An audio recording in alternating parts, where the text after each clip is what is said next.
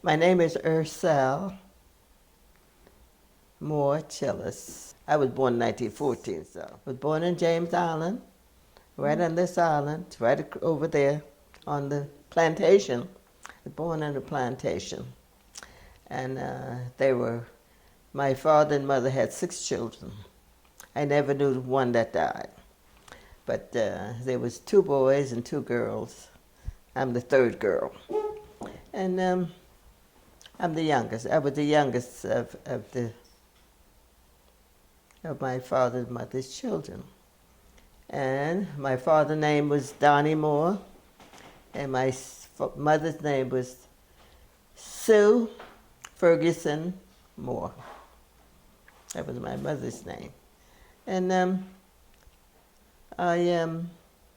all the siblings was older than I was. And I grew up on the plantation. Which plantation? Which plantation? It was called King Plantation, right when you turn the bend on the right side. Okay. Right near the corner. I was born almost on the creek side. Mm-hmm. And all of my siblings were born there. But then my mother died in 1926. And my father was building a small house on this land. He had bought this land. And he was building but we moved in after my mother died. You were about 12 years old when that happened? I must have been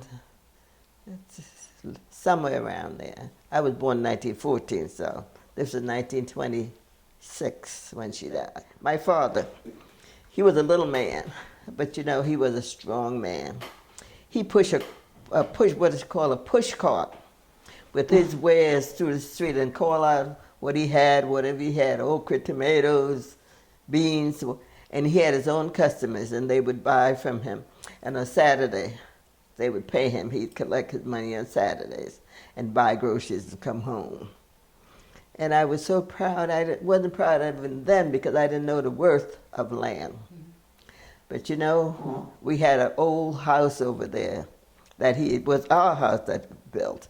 And he had a brother that lived just, maybe from here to the road, away from him, and he had a very nice house. He was a carpenter.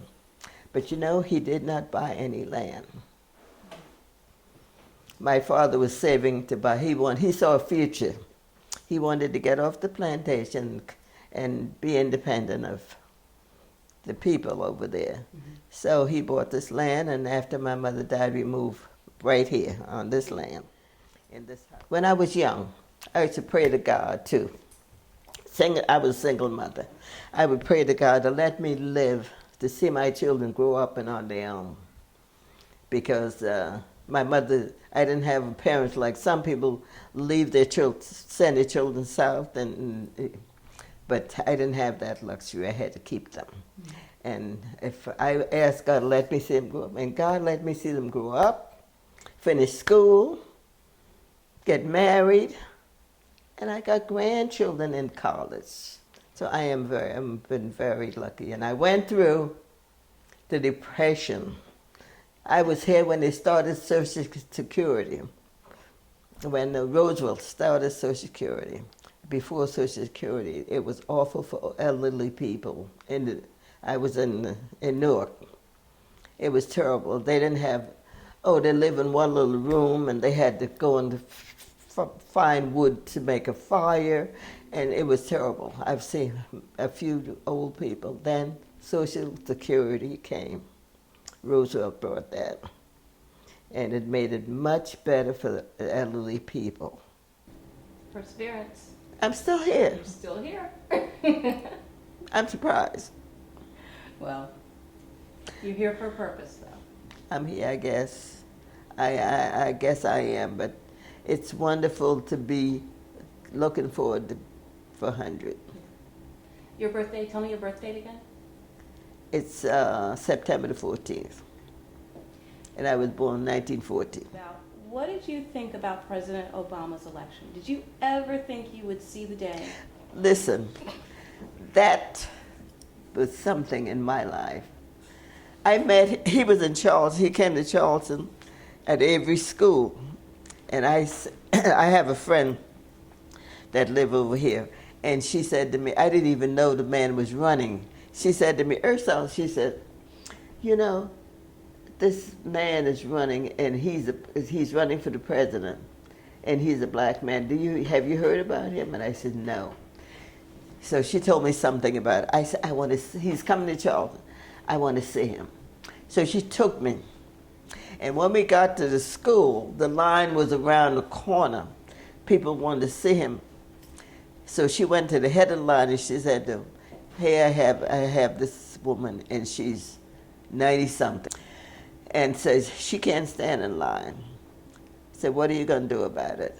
They said, let her come up and sit in the school until the line gets there. So she brought me into school and sat me down, and she got to the end of the line. And when that's when I saw Obama. I was able to shake his hand. I came home and I called my daughter. They had heard about him, but they didn't think, so many come and go. So I said, look, I said to Donna, this one's gonna make it. I know he's gonna make it. We're gonna have a black president. And when he became the president that night, my friend over there took me to the school. She said, I'll send my husband to pick you up. She says, I got dinner ready. Come over and have dinner with me and Paul. I said, no. I said, this time I'm going to stay home. I said, because I know he's going to win, and I said, I might be acting ugly. I'm going to cry, and I want to be by myself. And that's what happened. I stayed in the trailer, and I heard it, and I cried, and I thank God for letting me live to see a black president. You could even go to the front door of the White House if you were black.